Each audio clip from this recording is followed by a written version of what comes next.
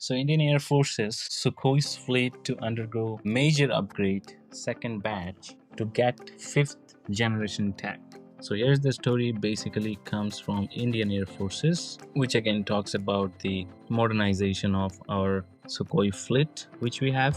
So Indian Air Forces and the Hindustan Aeronautics Limited, which means HAL, are preparing to commence a long-anticipated Super Sukhoi upgrade program. The Super Sukhoi basically whatever the existing Sukhoi fleet we have, to upgrade them in a significant modernizing way, which can take this Sukhoi 30 MKI fleet to the next level, primarily very close to the fifth generation aircraft, even though not exactly fifth generation, because why not, we will talk about it in a just bit. So the program has aims to enhance 84 Su-30 MKIs with advanced avionics, radar system, weapon systems, and electronic warfare capabilities. That means bringing them close to the fifth generation fighter standards. Like I said, not exactly the fifth generation, because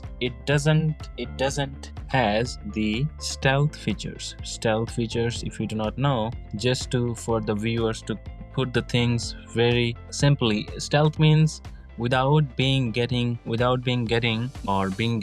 caught in the enemy's radar system, you go and hit the targets and come back. This is called stealth features.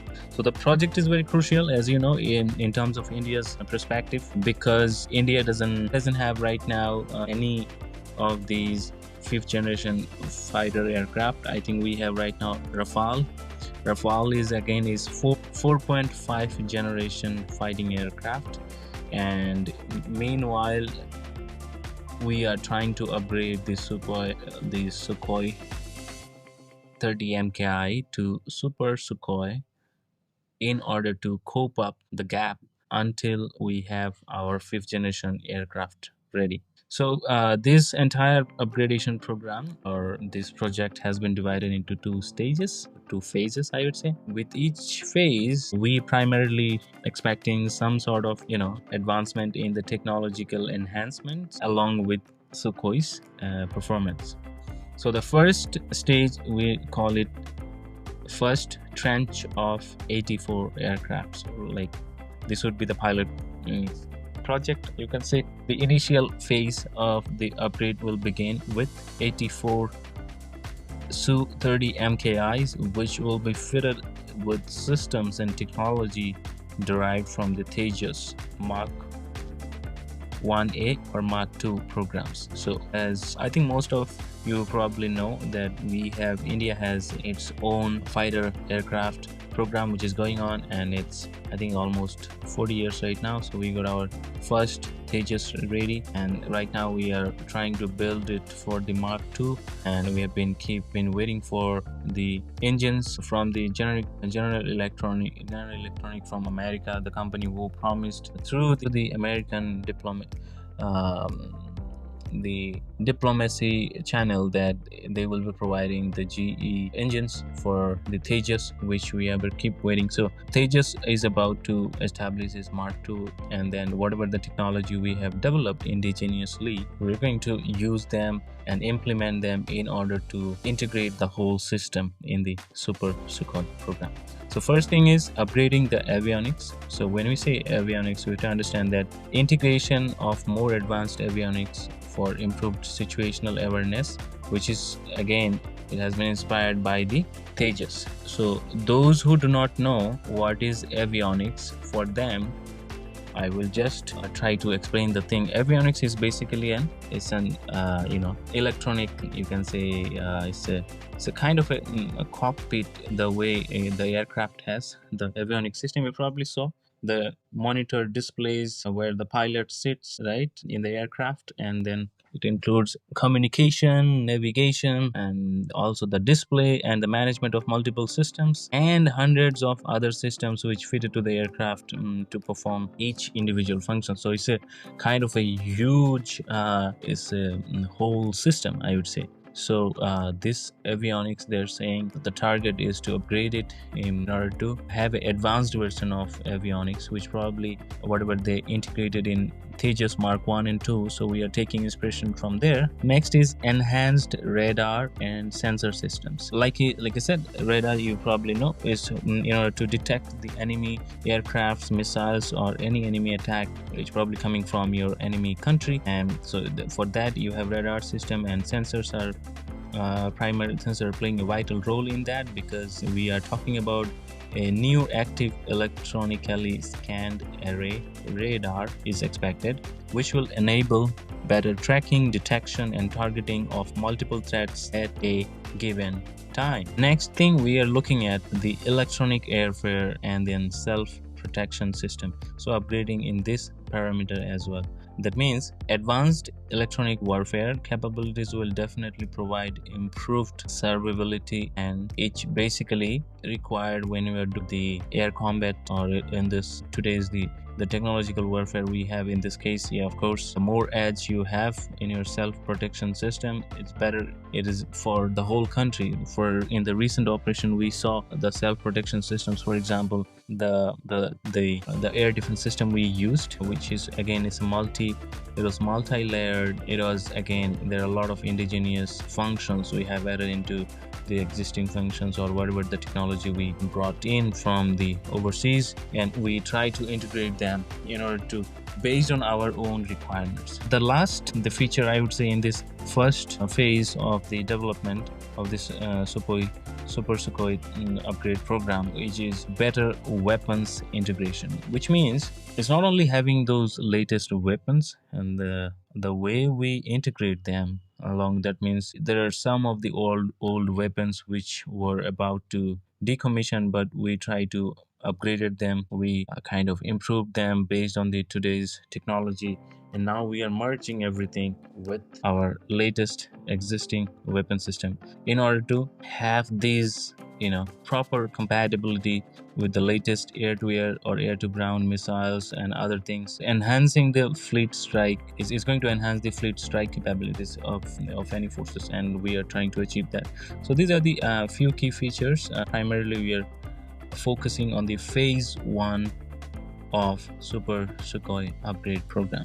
Having said that, so there is again second tranche, and in second tranche we will again second tranche of this 84 aircraft, we will be basically after the first tranche. At the second tranche or second phase, we'll see another 84 Sukhoi 30 MKIs undergo upgrades incorporating cutting-edge technologies from India's 5th generation Advanced Medium Combat Aircraft Program, or we call it AMCA or AMCA. So these are the abbreviation. Essentially, we are talking about the making the 5th generation Advanced Medium Combat Aircraft, and this is a program which is going on, AMCA program. The second tranches, we are probably anticipating close to 2030, and so that we can bring into the system. So next generation, we'll be emphasizing on the next generation avionics and sensors. Like avionics, I already discussed, and if you missed that, so please go back and listen to that part. So avionics, again, we are coming to make the more advanced and the futuristic avionics and the sensor systems so that it can work as a package for our AMCA program. AMCA program again is Advanced Medium Combat Aircraft Program, which India has launched in order to develop its 5th generation aircraft program. And then it will definitely help further enhancing our situational awareness and targeting for the precise targeting. The way we have done in Operation Sindoor, we have achieved really is like 100% precision. So we want to continue that with the new system and the new upgrades. And then next is data fusion capabilities. So as you know, today is all about the game of the data. The more data you have and the more real-time data you have, and the easiest way and the more advanced way you can link this data, and then they make sense, and they probably, with the help of data linking and network sensing system, we can have a better capabilities in this modern warfare system. So it's going to allowing this program, Super Sukhoi program, to upgrade the Sukhoi 30 MKIs to operate seamlessly in a modern integrated battlefield environment. So again, having said that, Sukhoi has been really performing really well in India, and it has almost developed the indigenous system. So I think this is going to be a real edge. And the last but not the least, in the second phase of our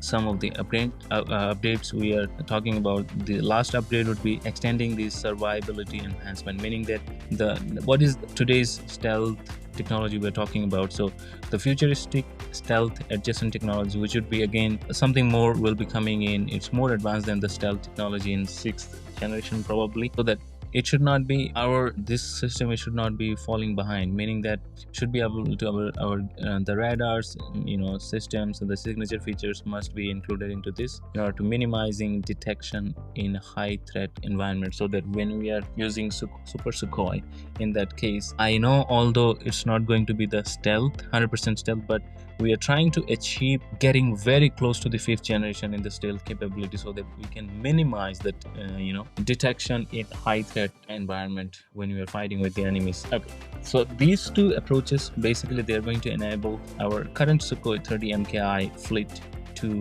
the next level, which we are expecting to be a Super Sukhoi program, and is going to keeping the pace and evolving all aerial warfare in the program.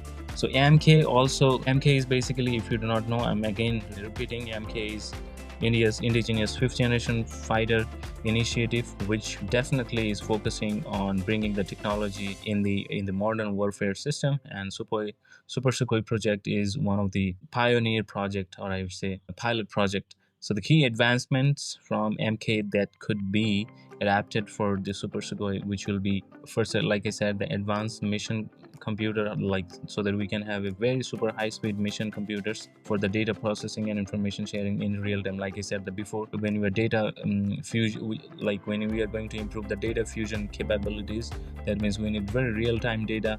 Maybe we are going to use AI or something like that, because which is going to help us in data mining and giving us the more precise real-time data.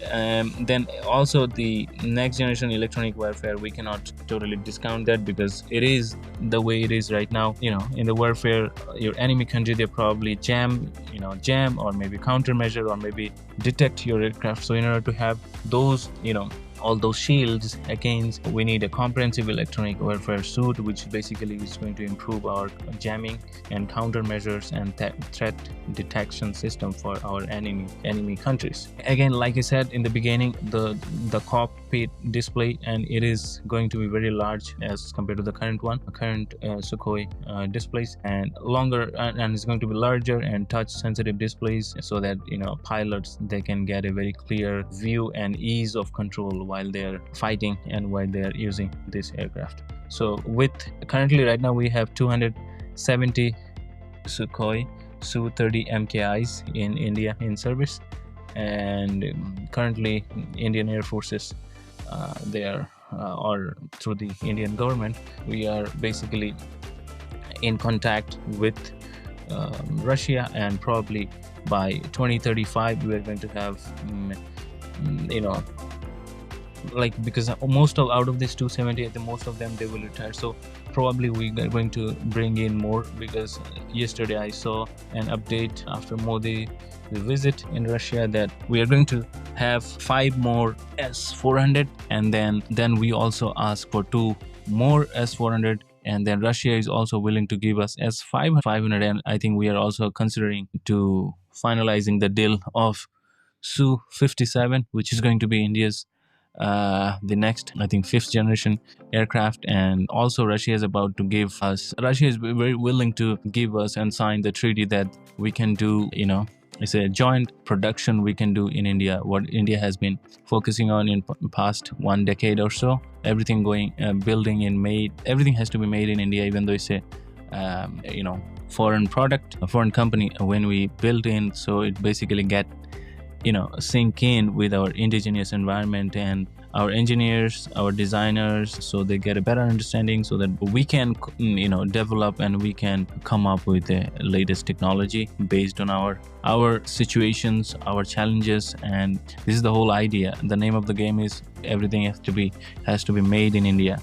which Russia is definitely is cooperating, is one of our long-lasting, trustable partners, and it's not unlike America, who is willing to do trade, but all the time they prefer to have the keys, prefer to have all these technologies in their hand, and which doesn't help India. And I think, yeah, that's everything. And this is the recent development, and I hope you will like this. And if you like this, then please let me know so that I can continue same topics in the future upcoming podcast. Thank you for tuning in. Appreciate it.